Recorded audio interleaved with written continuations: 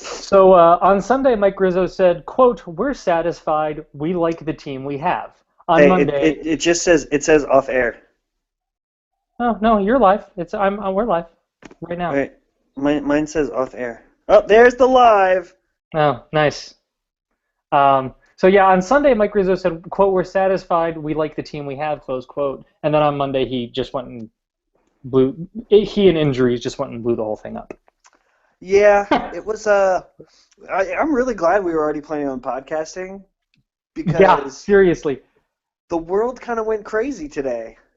Yeah, I don't often get on the various social medias when I'm working, but I was taking a mini break at work today, and I looked on Twitter, and I was like, "Goo, what happened?" Uh, Yeah. So let's go ahead and summarize the news a little bit before we can dive into in depth a little bit more. yeah, The I think the most important piece of news that came out of today is the Anthony Rendon news. yeah, I In that completely agree. the Nationals MVP contender and starting third baseman and number two hitter uh, is going to see Dr. James Andrews about his bulky knee, which he hurt. I believe it was a diving stop earlier in spring training, and it's just I believe it was a strained MCL. Yep. But so the tests revealed that nothing more was damaged, just that it would be some time just to, let him rest it up and get a little bit better. But the problem is it's not getting any better. Yeah, and that's really the concern. Anytime somebody talks about injury, and all of a sudden you hear blah blah blah MCL blah blah blah. I don't know that there's much of a way to look at that as a minor anything, Well, and that MCL is actually one of the if you're going to mess something up in your knee, MCL is one of the good ones to mess up because with the MCL, I believe it's actually, if not self-repairing, I don't think there's ever a need to really operate on just an MCL. right, yeah. But So usually, if it's an MCL surgery is done, it's because an ACL is done as well, and the whole thing got exactly. jacked up. Yeah, so that's true. But my concern is, despite his incredible track record last year, the concern with Anthony Rendon coming out of the draft was Anthony Rendon gets hurt. Yes. And he dove and got a ball and he got hurt.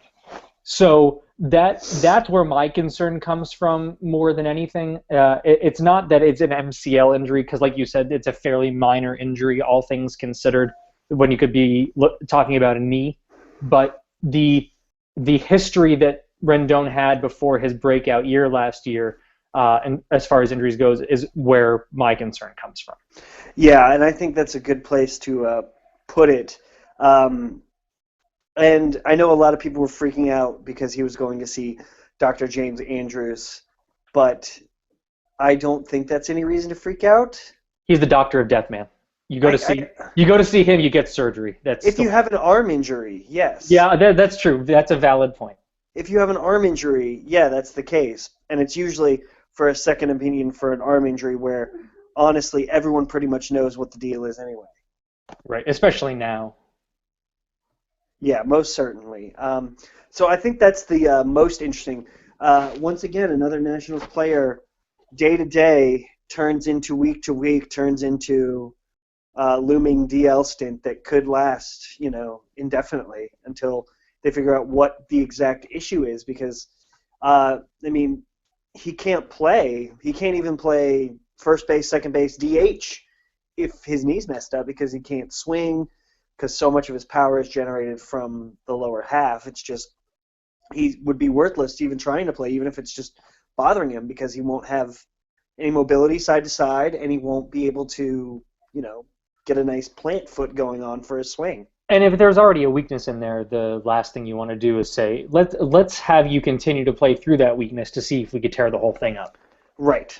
I mean that's kind of the worst case scenario. But I think you hit on a really good point with just another Nationals player this offseason with, oh, he's just day to day, he's fine, which turned into days to days to weeks to almost a month.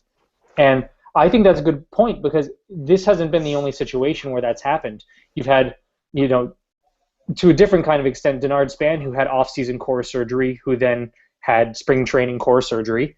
and then you have, I mean, and they were two totally separate surgeries, but they were both on the core, which is not not an excellent set of circumstances. You have the Jason Worth injury, where you have a guy who just keeps having the same shoulder problem over and over and over again, and now he's not 32, he's 36. Right. And you have, luckily with Ryan Zimmerman, I mean, we haven't seen him back in the lineup yet, but luckily with Ryan Zimmerman the other day, when he, by all accounts, kind of did a little something to, what was it? I don't remember what body part it was, but Shoulder.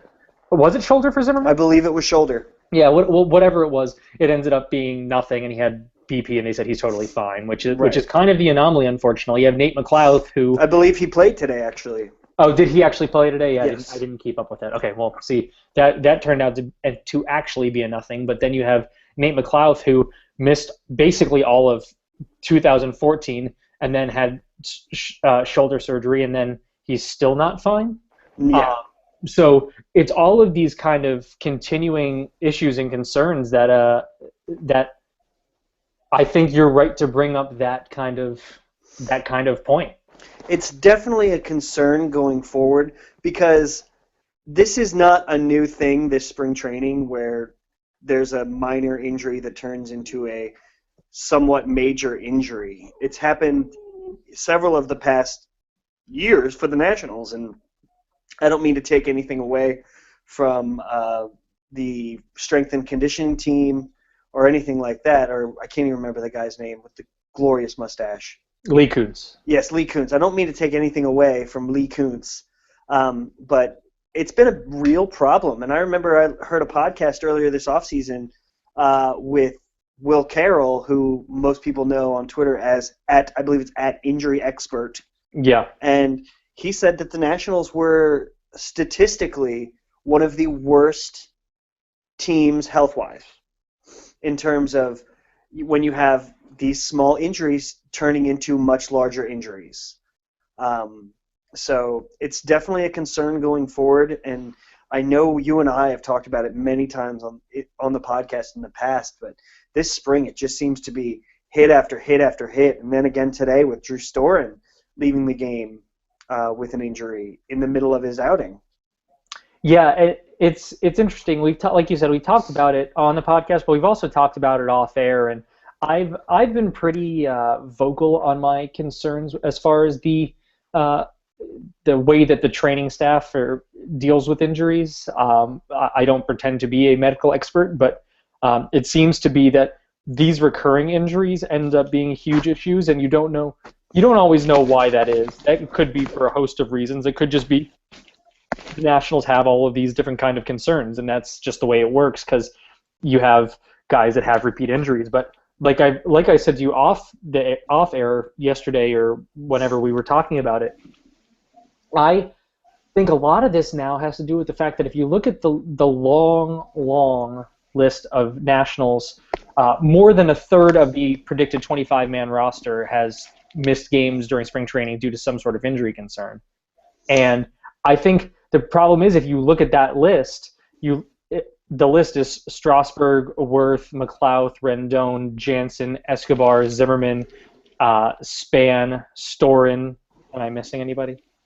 I don't know. I think I got them all. Yeah.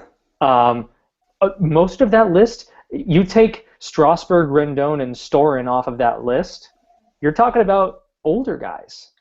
You're talking about guys who are in their at least in their early 30s, but on the wrong side of 30. Yeah. Yeah, and that's really the concern. Zimmerman's an old 29. It's you have to worry a little bit about, oh my goodness, what is happening over there.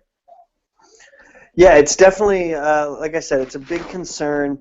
The good news that's coming out of this is that it seems like Worth is healthy right now. Right. He is just trying to get into game action, and it looks like he's going to run out of time and not get the at-bats he needs. But we're looking at, the second weekend of the season, he'll be back. Right, which is fine. And if that's the situation where you get Worth back, then that's perfectly fine, and you'd be happy with that. But it's a story we've heard before, unfortunately. It's true, but it looks like as of right now, the Nationals will be starting the season without their 1, 2, and 3 hitters.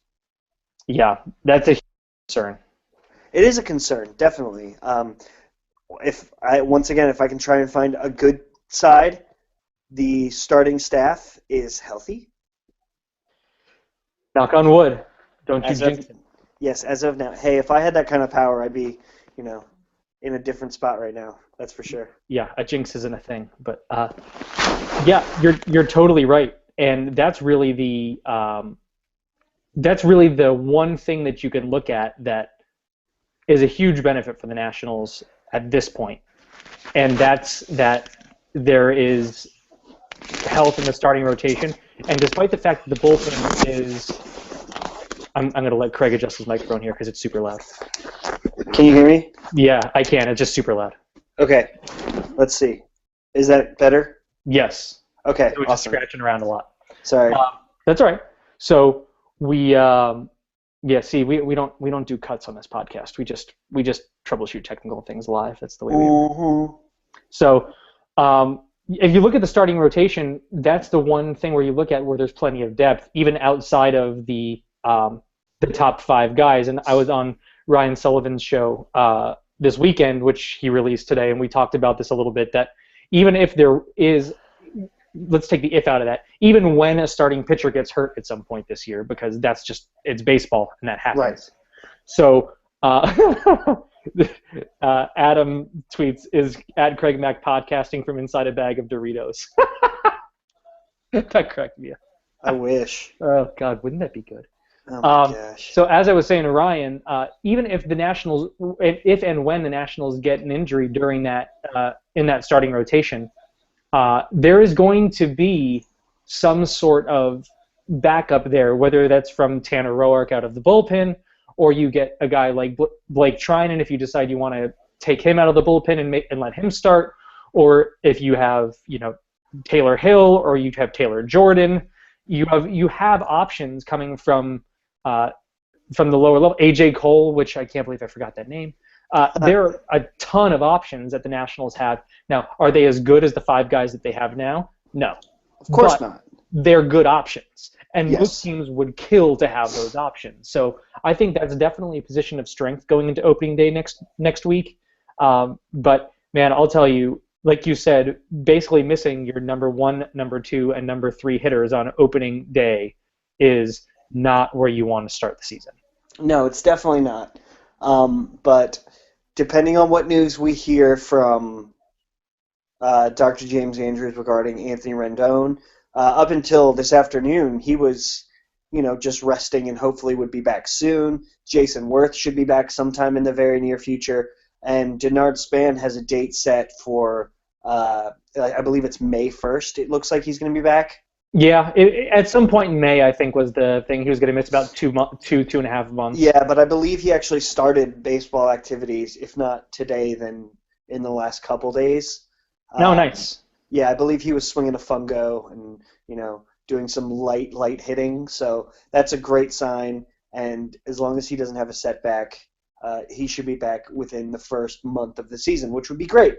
And as of right now, I believe I texted this to you earlier, if Michael Taylor can hit at 80% of what he's been doing in the spring, then the Nationals will not be missing Denard Span for that time. Yeah, because he has been that good. But we see it all the time, right? And that's the thing that you always have to remember with spring training. Like in the year that Drew Storen saved 43 games, he had like a 9 ERA in spring training. It's those things don't always end up that way. But I think what you see from Michael A. Taylor is nice.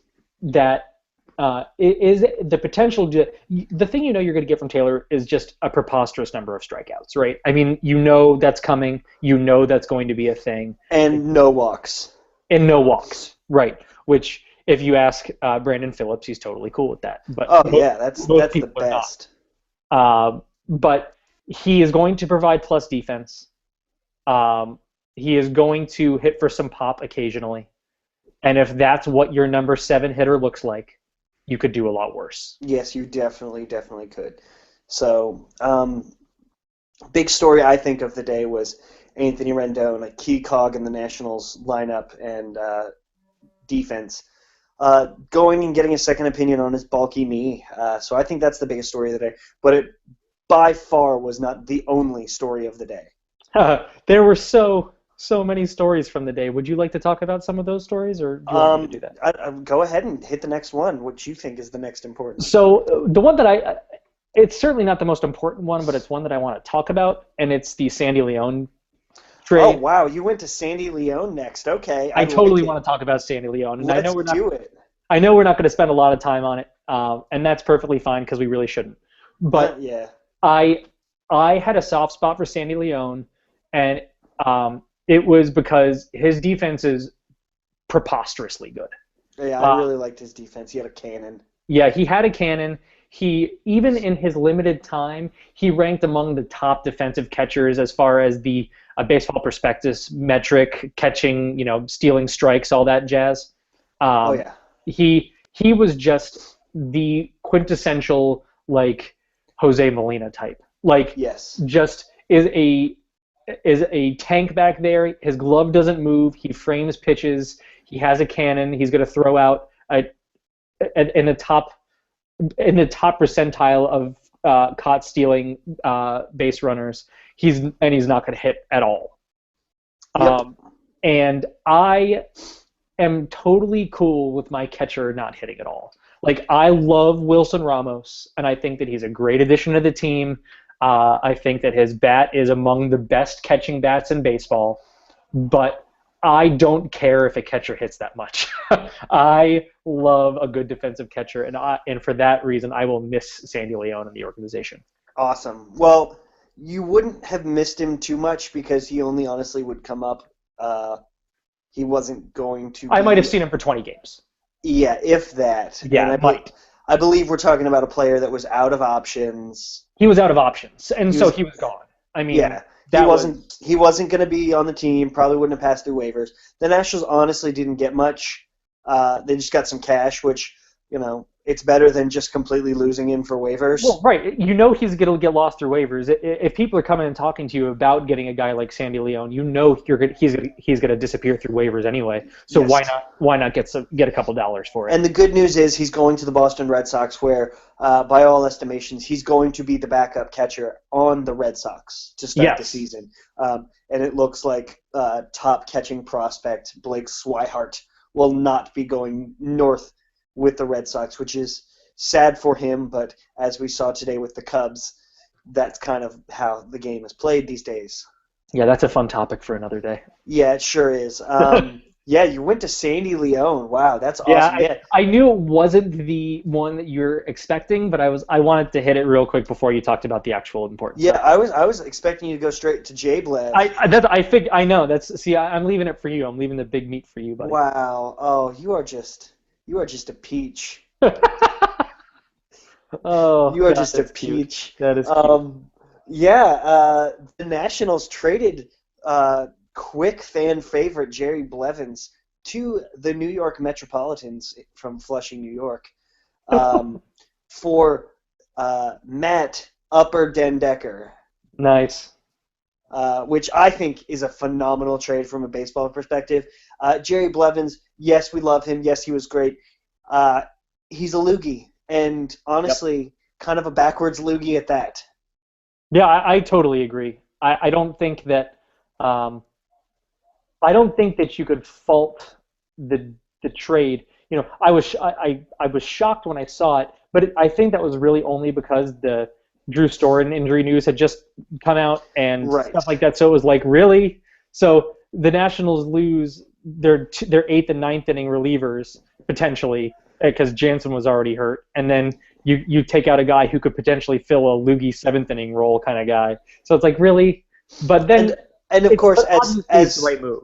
And of course, as your brain knows, the trade didn't happen in the hour as Drew Storen was getting hurt. Of course. It's not like Drew Storen got hurt and Mike Rizzo was like, all right, you want to make that deal now? Yeah. Which I think most people, a lot of people need to actually think of when that happens. Yeah. Yeah, I think that's right. So it was obviously a trade that was in the works. I know I watched the Nationals over the weekend. I think it was against the Mets, and there was a lot of talk on the broadcast about the Mets needing some left-handed relievers, and the Nationals having 3 left-handed relievers and only wanting 2. Yeah, and well, the Nationals, from most people's perspective, right, they kind of have like two and a half left-handed relievers. Right. People forget so often about Xavier Cedeno because he just rode the Syracuse Express all for the last 3 seasons. Yep. And so he's so easy to forget. He's pretty good. And here's the thing: we've talked about this a million times, and you just mentioned it about loogies. They are. It's hard to find a really good left-handed pitcher, but loogies, a guy is literally going to come in and face the 2 left-handed guys in the order that are back to back. They are a dime a dozen. Yes. You don't need to spend $2.4 million a year for a guy who's going to pitch 1.5 times a week. And yeah, who's going to get 27 innings on the year? Exactly. 35 innings on the year, mostly against left-handed pitcher or left-handed hitters. And Jerry Blevins did have the ability to get out right-handed hitters, but he was actually better at that at some points in his career. Not last year, but at other points in his career. Right, and the Nationals have relievers that can get out right-handed hitters. So the Nationals were coming from a place of need, and essentially this just means the Nationals don't have to watch Tony Gwynn Jr. Start on the big league club. As wonderful as a spring as he's had. Yes. And give him credit, he has had a great spring, but as we said about Michael Taylor, the spring is the spring. And you can't put too much stock into what that is. And give him credit. Hopefully for him, his spring with the Nationals turns into a major league deal with some other team. Yeah, or he'll take the chance that he'll be the next one called up. Yeah, exactly. And on a team where you have a chance to win a ring, a lot of guys are willing to do that. Absolutely. Not Dan Uggla, apparently. Yeah. And, he's towards the end of that career. He got a ring in San Francisco last year. Yeah. So he's not chasing that, I guess. But anyway, Matt Den Decker, he's a lefty. He instantly is going to become the Nationals' 4th outfielder option. Done. Oh, this is a you're on the big league club on day one situation. Absolutely. Absolutely. If for no other reason, then the Nationals have no other left-handed bat off the bench. Yeah. I mean, if Danny Espinosa is going to hit exclusively right-handed, then that's it. I mean, that's the ball game. I mean, you have to have a guy on the bench who can come in the 8th inning and hit against a right-handed pitcher. Yeah, no question. I mean, so the question becomes with that trade then, who, with all the injuries he makes the team, who does he screw when someone in the outfield gets healthy? I think it's got to be Michael Taylor.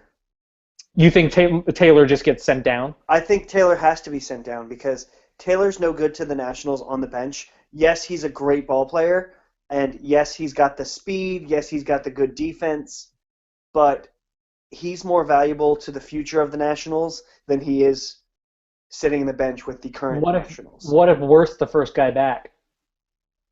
If Worth is the first guy back, who plays center field then? I think they might put Harper there. I don't think. Yeah, that's hard for me. I don't know. They might. I think they're really committed to the Bryce Harper and right field thing. I think that experiment with Harper and center field is over, considering the injury stuff. I think that's fair. I think definitely. I mean, if Worth comes back, Taylor might stay up, but I think as soon as Span comes back, then he's down. Yeah. Oh, I think that's foregone. I think there's a 100% chance that when Span gets back, Taylor goes down. I don't think there's any question in my mind about that. It's if Worth is the first one back and you have 2 to 3 more weeks before Denard Span is going to get back in action, I think you have to keep Taylor up. Especially if he's actually hitting and he's playing good defense, you don't have another option unless you decide you don't want to release any of the other guys on your bench, and then you say, okay, well, I'm going to put you on the bench, and Matt Den Decker becomes your starting center fielder for a couple of weeks. Yeah, I mean, which I don't love. No. And Anything's a possibility, but it should be noted that I know we kind of were glossed over Den Decker, Matt Den Upper Decker, a little bit, but he kind of reinvented himself towards the end of last season. I wish I remembered who it was on Twitter so I could give you proper credit. Please reach out to me on Twitter and tell me that this was you. But he came up in August and he drastically reduced his strikeout to walk ratio and actually hit for some decent power and on base once he came back in August. So he's a player that hopes to have made the proper adjustments and might be able to showcase himself a little bit. And if he succeeds in whatever stint he has here with the Washington Nationals while there are injuries, then who knows? Maybe the Nationals can trade him away for an asset, and he can get to play every day or something like that, or he can be a quality fourth outfielder, Yeah, and I think it's easy to not realize this, but Matt Den Decker was worth almost an entire win above replacement last year in only 174 plate appearances. That's good. That is pretty decent. And I think that you could do a lot worse than that option. Now, that's if he's getting a lot more than 174 plate appearances, the Nationals are probably in some trouble because that's not the situation you want him to be in. But I think the Nationals got a good pickup with Matt Den Decker. I thought it was a pretty solid deal. Like you said, he kind of reinvented himself a little bit. He's certainly no longer in prospect status at like 7 years old, despite the fact that he has some limited he has some limited time in the major leagues, but he has a lot of minor league time. So I think it's a solid deal. Anytime you can get a fourth outfielder, you get that left-handed bat that your bench needs for a loogie who is going to get $2.5 million in one season. It's a pretty solid deal from a baseball.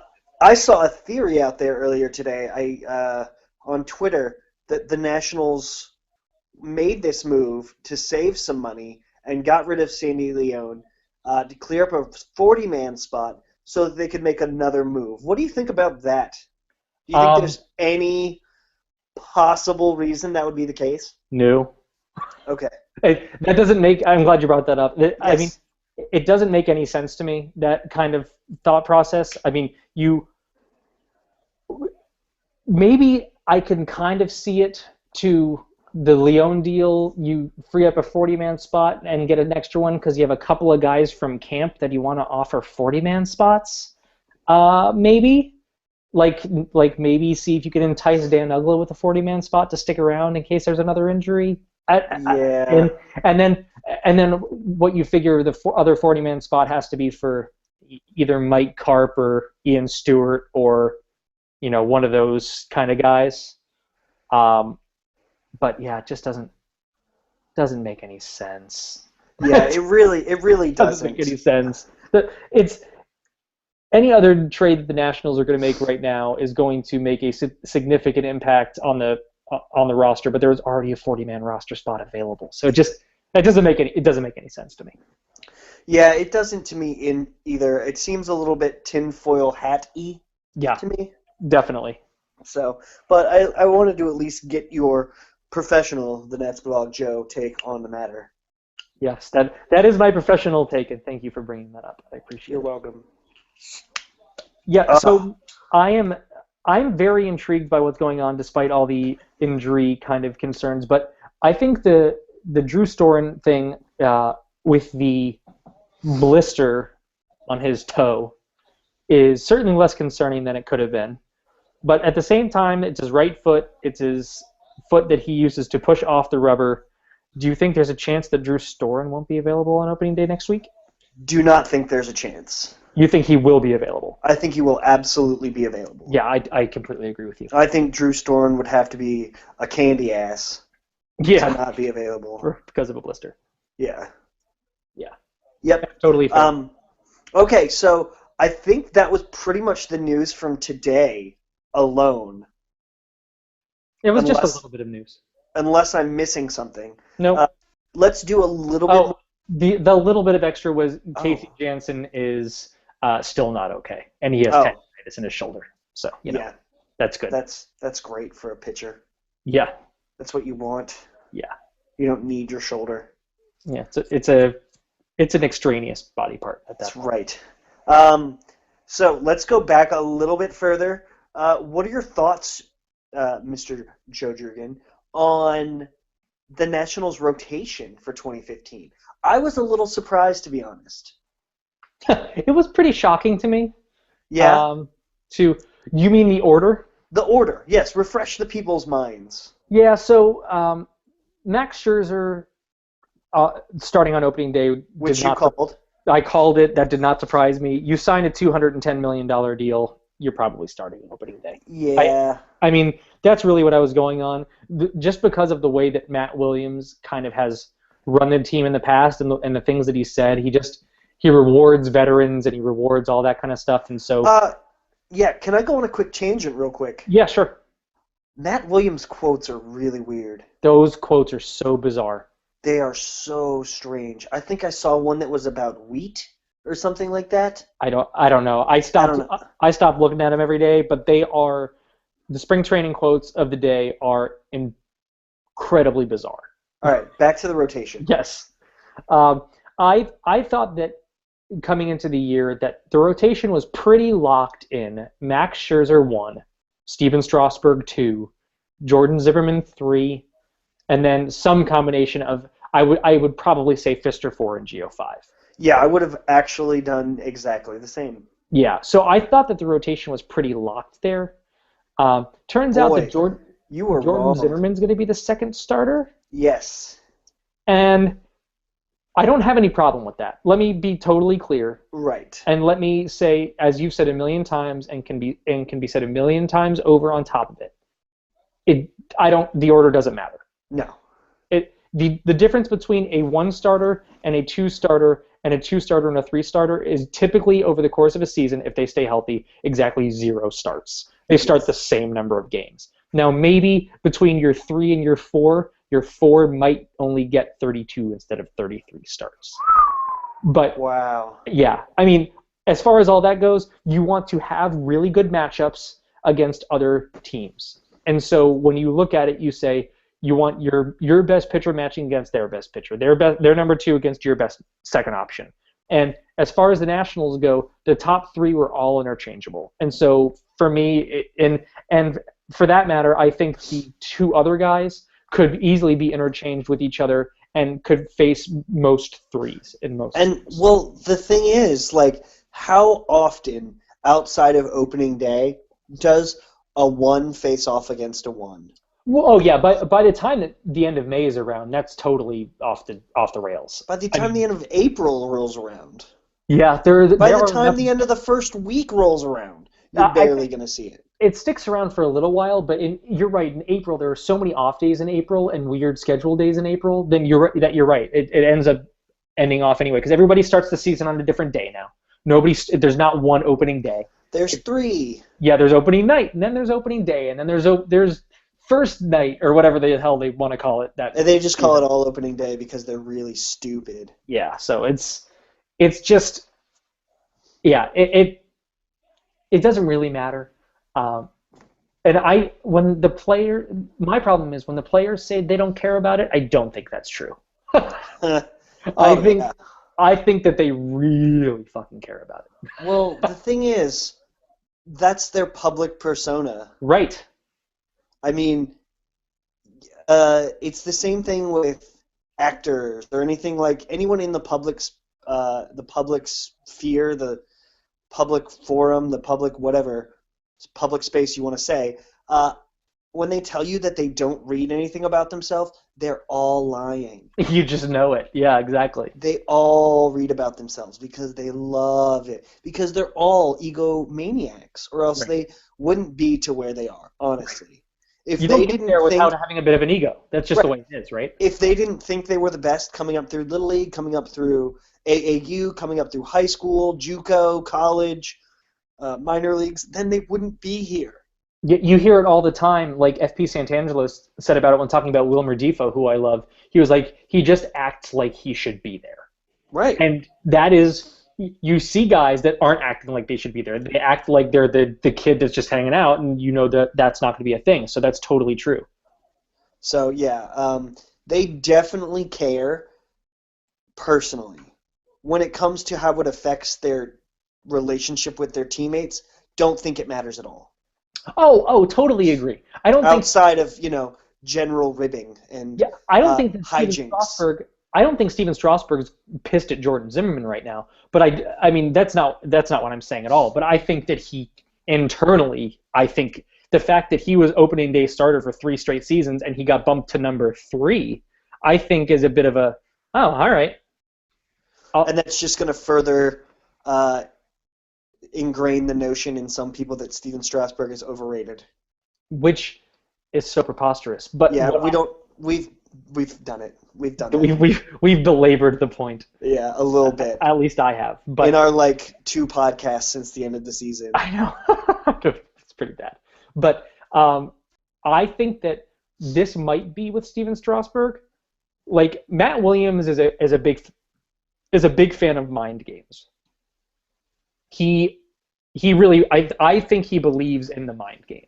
And I think that it could be a little bit of, Steven, you're going to be the number 3. Oh, you think you should be the number 1? Show me. Yeah. I think it's a little bit of that. Oh, yeah, definitely. I can see that. And I can see that being a valuable tool for some people. And I think for Strasburg and Harper are kind of, despite the fact that they go about it in a very, very different way, yes, they're kind of the same kind of guy, right? I mean, I think they're both the kind of guy that when you say, you can't do that, they say, oh, yeah, want to bet? Yeah, someone says, you can't do that. They say, fuck you, watch me. Yeah, and I curl up in a ball and cry and say, yeah, exactly. And that's why we're not on a diamond, that and 4,000 other reasons. Yes. But I think that Steven Strasburg is the kind of guy who's going to respond well to being lower in the rotation. Yeah, and responding well compared to what he's done, that's scary. And that's the most incredible part. Part of me, so I had this thought for a while, and I'm just going to put it out there, and I don't want to believe it's true because it would just make me hurt inside, physically. But part of me is like, over the last several years, Steven Strasburg has pitched so unbelievably well and has gotten, 10 wins or 8 wins or whatever. Part of me thinks that Matt Williams is thinking, well, if I put you at 3, you'll get more wins, and you deserve them, so I'm going to have you pitch 3rd. Oh, that makes me die a little inside. Like, part of me is like, there's a thought process there that it's going to help him because he will have the opportunity to get more wins. Yeah. That's really sad to think about, but it doesn't shock me that could be true. It just feels like a thing. Yeah. Okay. So that's that. I was a little surprised too. For the exact same reasons. I thought Strassi would be the number 2. I thought Gio would be the number 5 and Fister the 4. Just because I think Fister's a little bit better pitcher, but I think getting Gio in there a little bit more is good because it's always nice to have a quality left-handed pitcher throwing a little bit more often. Yeah, and by a little bit more often, I mean once. Yeah, maybe. Gio Gonzalez, I think, gets a bad rap. And I think that people look for his 2012 season when he finished 3rd in Cy Young voting and had 19 wins or whatever. And people say, oh, yeah, that was the pinnacle of Gio Gonzalez, and he was really, really good and all those kinds of things. And he was, and all that's true. Still really good. And I think that for some reason that gets glossed over a little bit because when you pitch with all of those other guys, it tends to be forgotten. And then when it's perceived that you're not pitching quite as well as you used to, then there's concern there. So comparing the 2012 and 2014 seasons for Gio Gonzalez. Gio Gonzalez I'm going to give him had 21 wins that I didn't care about in 2012. But you look at the other peripheral numbers. In 2012, he had a 9.35 strikeout per 9 rating. 9.35. 2014, 9.19. Virtually identical. In 2014, his walk rate from 2012 actually went down by about about a quarter of a point. His BABIP was up by almost 30 points from 2012, so he got a lot less lucky, and left a lot fewer runners on base, which also has to do with luck in a lot of ways. So he got a little unlucky, but his numbers are almost exactly the same. You look at his xFIP, his expected fielding independent pitching, in his runner-up Cy Young season, 3.38. Last year, 3.39. Whew. I mean, this is a guy who has been, despite the fact that he didn't get as many innings last year because of what we're calling injury. I don't know what injury to what, but injury nonetheless. In 2014, he has been an incredibly consistent pitcher over the course of really his entire career. He is going to strike out more than eight batters per 9 innings. He's going to have an ERA that's below 4, and in most seasons, well below 4. And he's consistently shown that his walk rate is decreasing. It's decreased basically every year of his major league career. So to have that guy pitching 4th or 5th in your rotation, that's impressive.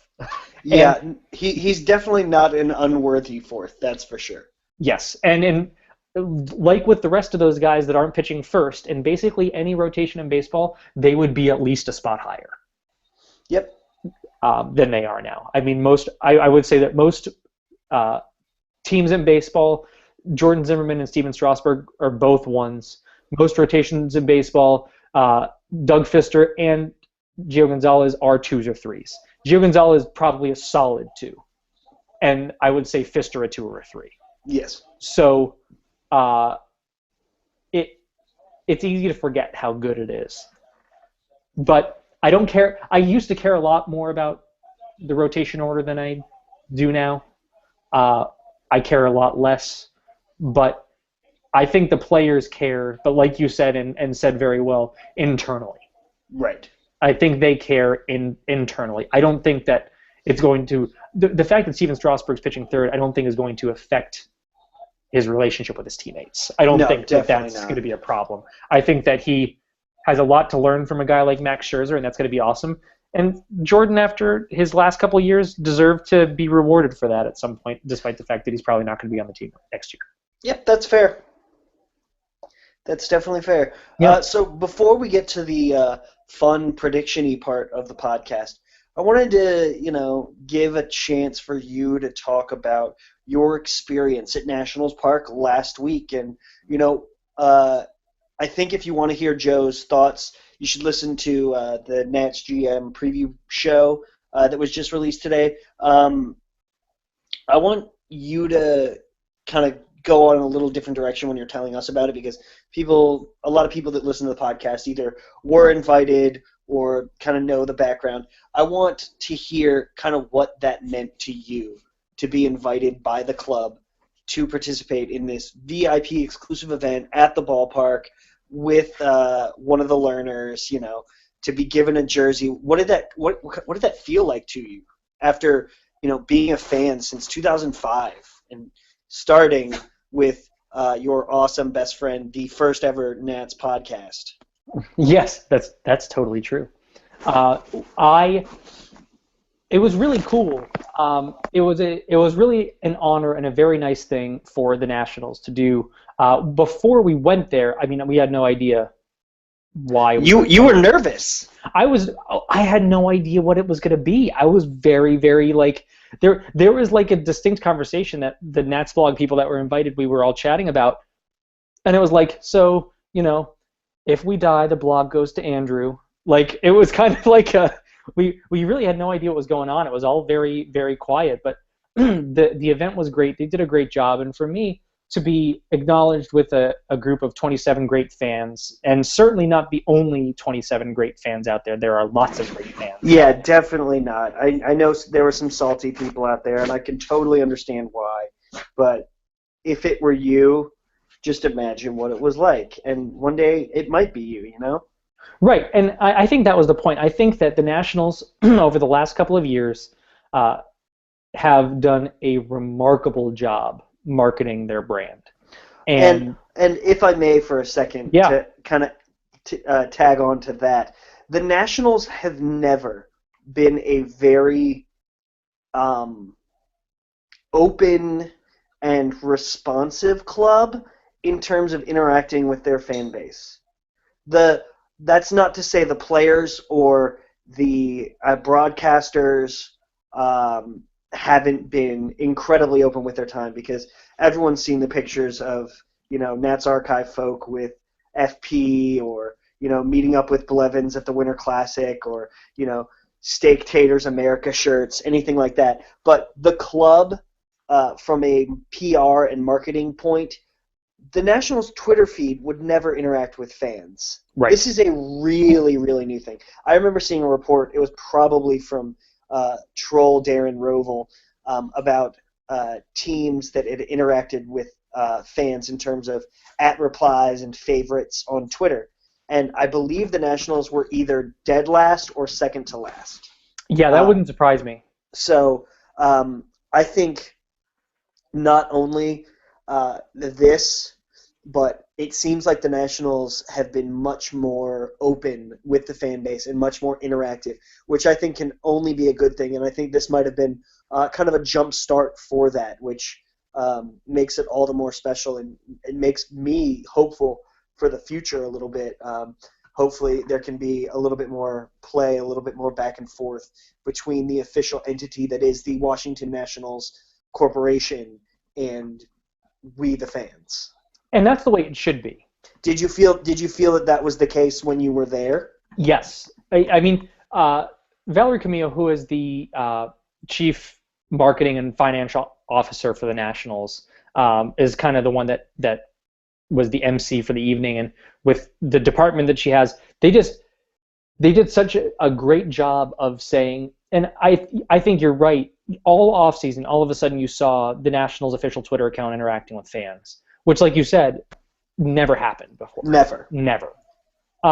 It was basically a way to get immediate, like, play-by-play information and news when a run was scored, but that was, and they would post, like, oh, here's this thing, but they never engaged. And now there's this huge push towards engagement, and I think that can only be good. There are other teams around the league that have been doing it, and across sports, really. Across sports. It started with, honestly, the Los Angeles Kings hockey. Yes. Who have interacted with their fans for about 3 or 4 years now, and done it in a funny and playful way. Right. That has really, I know it's changed the NHL's official Twitter feeds drastically. That like the last holdouts are finally falling, and it, from my knowledge, I mean, I don't follow every single baseball team's Twitter feed, but it seems like there are more now than there have been in the past, which, like you said, can only be better for the future. And it's more fun for everyone, because at the crux of it, I know we always, it's a cliche, but, it's a kid's game. Right. We're watching a game on TV and talking how about men that play a game. And how do you bring people into that? And you do that by engaging, not just by posting a broadcast on television and hoping they'll watch, but talking in the era of social media, engaging with those people. I have said it's harder for me now, which is crazy because I am a baseball fanatic. I have been for a very long time. And it's hard for me to watch a baseball game without social media now. I don't know if I have done that.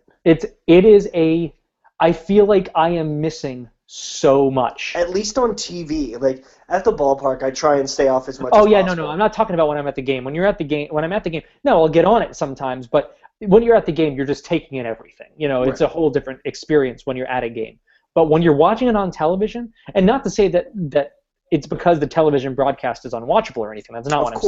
Of course not. But it is such a part of the game to interact with people while something's happening. Somebody hits a big home run, and all of a sudden your feed just fills up with, inside jokes and memes and excitement. It's like a whole different kind of experience, and a live interactive engagement. It's like a focus group for a movie 162 games a year. And one of the brilliant things about the hashtag Nats Clubhouse Social is that the folks that were invited, and once again, not everyone who does this was invited, we know, but the people that were invited are the ones that are going back and forth on social media, tagging the Nationals, making up hashtags, making up little memes, sending out ridiculous photoshops, and Right. just generally being excited about the club. And that it's really nice to see that our little community of misfits has, gotten noticed. Yeah, and you're As absolutely being a positive influence on players, the community, and the Nats fans as a whole. So it's really nice to see the club acknowledge that, because in the past there have been brilliant photoshops, there's been brilliant discussions that deserve mention, and they haven't been. And it might signal the beginning of a new era where the half street irregular folk post a hilarious Photoshop or are doing a big event, a birthday bash at the ballpark, and it gets a mention. Hey, right. welcome. The Nationals Twitter feed just sends a tweet, hey, these guys are here. Go say hi. They're partying over here. Right. Yeah. You No, know? I completely agree, and I think that this event was really a start towards that. I really think that they're doing a great job. And again, this is not just because I was invited to the event. And I was very honored to do that, and having my own custom jersey with my name on it with the 10th anniversary patch is pretty sweet. I'm not going to pretend that that's not true, but Even though it's the 11th anniversary. yeah, I was really a big proponent of that, but just the way that they are marketing this, I've totally changed my mind. Because Nice. what they're calling it is they're basically calling it like 10 years of memories. Okay. So they're marketing it as remembering the past 10 years. And Got to it. me, that totally makes sense. You can't remember the past 10 years if you're in the middle of the Bingo. 10th year. Bingo. That makes sense. That's And good. because I was a huge, that's ridiculous, it's the 11th year guy. But, the way that they're really going to push it, all the people that were there tweeted a lot of the marketing campaign, and I'm sure there's a lot more to come. But, it's really a focus on looking back on the last 10 years, which, like you said, you can't do during your 10th year. So Right. I've kind of changed my tune on that. They've sold me. And from a pure marketing perspective and as a media dispersal for the ball club, it couldn't have been done better. It's brilliant. Totally agree. You spend a couple $100 on some food and a couple custom jerseys, and you get goodwill from the some of the most influential folk in Natstown, regarding upcoming promotions, regarding sneak previews of theme nights or bobbleheads or figurines or chia pets or gnomes, Right. and it really costs you next to nothing compared to what a television ad campaign, a radio ad campaign, a print ad campaign would cost. Exactly. And it creates all the goodwill. So kudos to the Washington Nationals for doing that. I'm so happy for all of you that got to go. I cannot believe that Joe decided he wanted to take his actual wife instead of his baseball wife, me. Can I tell you how many people that were there? There was like, oh my God, you brought your real wife and not your baseball wife. So many people. Oh, Yeah, that's really fantastic. Funny. Even Carrie said that a couple times. Yeah, that's funny. Yeah, but it's so true. Yeah. We've known each other for 20 years. What do you want?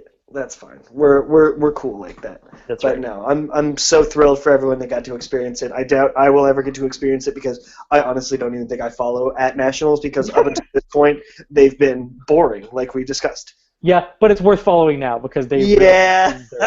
Now there's something in it for me, maybe. Oh yeah, I wasn't even thinking that, but that too. Yeah. But anyway, really cool experience. Great job by the club. I'm really glad that, and I'm hoping this is a sign of a lot of goodwill between the club and the fans in the future. Totally agree. So Totally agree. that brings us to the fun part of the podcast, the predictions portion.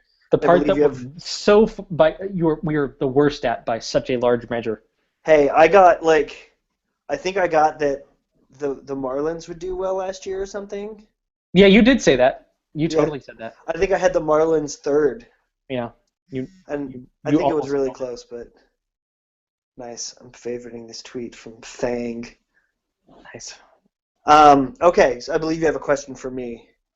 Yeah, so I actually have two questions for you. I What? only told you about one of them. So I want to do opening day lineup predictions. Okay. Um, and you could do yours, and then I'll do mine, so you could think about the second question, which is, what do you think the Nationals bullpen will look like? Oh my God. Yeah, I'm really gonna mess with you. So if you want to I'm not do, gonna get that one right.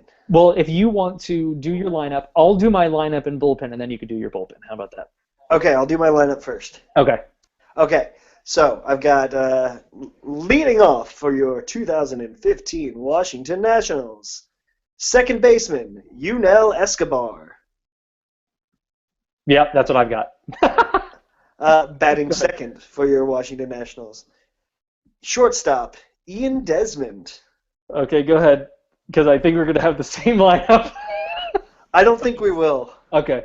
It's possible. Third, first baseman Ryan Zimmerman. Okay. Fourth, right fielder Bryce Harper. Okay. Fifth, catcher Wilson Ramos. Okay. Sixth, left fielder Matt Den Decker. Oh, okay. What is it? Seventh, third Yep. baseman Danny Espinosa. Okay. Eighth, center fielder Michael Taylor. We're pretty close. Okay, We're pretty close. all right. So I've got all the positions that you said I agreed with, except for left field. Okay. I have Tyler Moore starting in left field instead Yeah, of Matt Dendecker. I had Tyler Moore until the trade today. Nice. The Dendecker thing could totally. That is very believable because without that, the only lefty in the lineup is Bryce Harper. And I love right, left, right, left, right. Yeah. And so without that, it totally makes sense. So I have Escobar at second base hitting first, Desmond at shortstop hitting second. I've got Harper at hitting third. Harper hitting third. Interesting. Yeah, I don't know why. I think it's just because he hit there most of spring training, so I'm guessing that Matt Williams is going to leave him there. And then Zimmerman hitting fourth, in either one of those is interchangeable. First baseman Ryan Zimmerman. I've got Ramos fifth. I've got Tyler Moore sixth. I've got Michael Taylor seven, and I've got Espinosa eight. Okay. So we were pretty close. Yeah. We were pretty close. As for my starting bullpen, I've got Drew Storen. I have Tanner Roark. I have Craig Stammen. I have Aaron Barrett. I have Matt Thornton. I have Blake Trinan. And I have Xavier Cedeno. Yeah, I'm going to have to actually just agree because, honestly, I don't see anything differently. There aren't that many other options. No, not right now. That's pretty, with all the injuries and stuff, the thing that would... Ted Lilly? What? What was it, Ted Lilly? Or Rich Hill, sorry, Rich Hill. Oh, yeah. Rich Hill is the only kind of up in the air. And if Casey Jansen was healthy, I think that would complicate who would get that final spot between Trinan and Cedeno. I think it probably would have been Cedeno because they want the extra lefty. But I agree. That's the kind of thing. I think that Blake Trinan is going to... I'm sorry. Yeah, I think that Blake Trinan is going to make the club, and I think that he should, even though he probably won't, be the eighth inning guy. Yeah. Personally. Yeah. I agree. Yeah, even though he won't.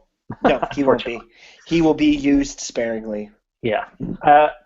It's interesting because I think that Blake Trinan got a lot of love from the organization last year. So it'll be interesting to see how Matt Williams wants to deal with Blake Trinan this year. And I think it's a foregone conclusion that he makes the team because of the injuries and Jerry Blevins being gone on top of it. So I think it's pretty foregone. It'll be interesting to see how they use him. I think it'll be a big indication of where they see him going forward. If he ends up being kind of turning into the long reliever and Craig Stammen ends up becoming kind of a more mid-relief guy, I think you see that they see Trinan as a starter. But I think if you see Stammen remain in that kind of long relief role with Roark, I think that you're going to see you might see Blake Trinan pitching in some seventh inning situations, and that can kind of show like the Nationals do see Trinan as a reliever more than a starter, and I think that would be good for Blake Trinan's career personally. And as a late inning power arm. Yeah, and he throws 95 miles an hour as a starter. So come on, man. Like you're going to get gas from this guy. Who, by all accounts, from people that I've read and people that I've talked to, he's actually developed other pitches, and they're pretty good.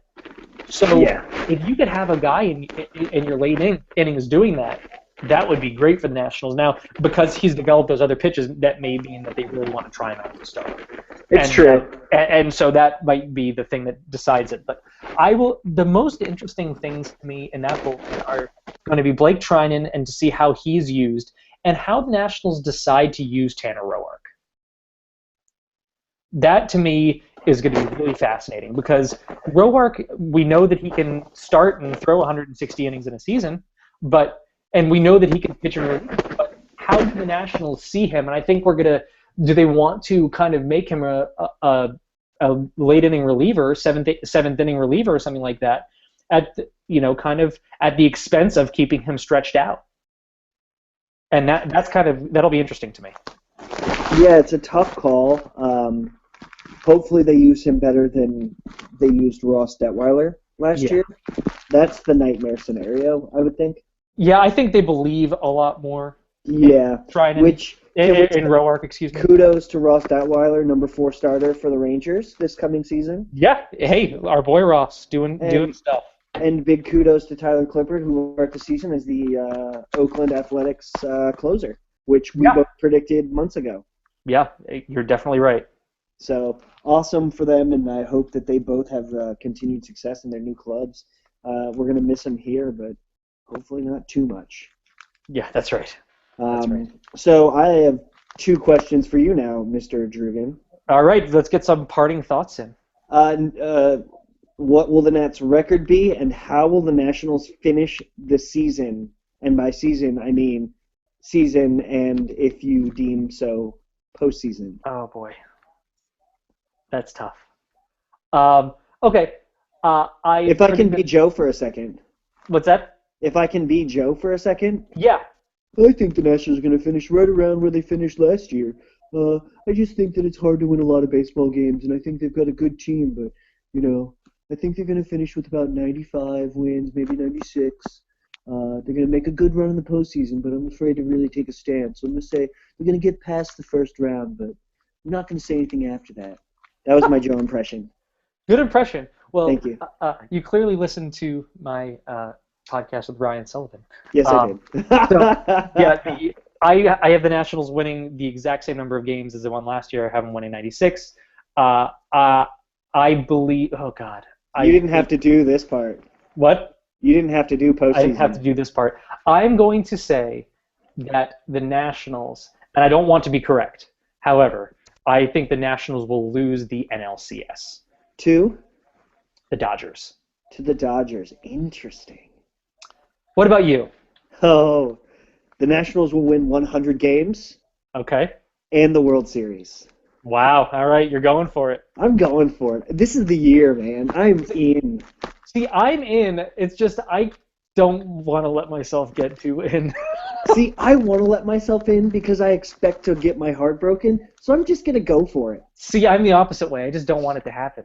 I just don't want if it's going to happen, I'm going to be crushed anyway. Yeah. So you might as well be excited while you go for it. Might as well have some hope while we're going. But I'm saying 100 wins. I'm going to say they're going to win 100 games. I think the NL East is very weak, especially the Nats' closest competitor going into spring training was probably the Mets. And the Mets lost a star pitcher. Yeah. Horribly so. Yeah. Once again to a Tommy John surgery. Yeah. And yes, Jose Fernandez will be coming back for the Marlins, and they've got some fantastic young talent. in Christian Yelich and, of course, Giancarlo Stanton. But I just don't think there is going to be much in-division competition for the Nationals, much kind of like there was last season. But I think going into the postseason, the Nationals, if they can hit 50% better than they did last postseason, they'll be just fine. Oh, yeah. I mean, I would agree with that. So I think they're going away. I don't think it's going to be 17 games that they win the division by. Yeah. But it could be. Yeah. I'll tell you, I think the Nationals could win 100 games. Yeah. I think that's not out of the realm of possibility. But my concern with saying that is I might have been on board with that had there not been all the injuries. I think the Nationals give up those 4 wins to get to my number in April. See, I disagree. Yeah, I completely disagree. You know why? Why?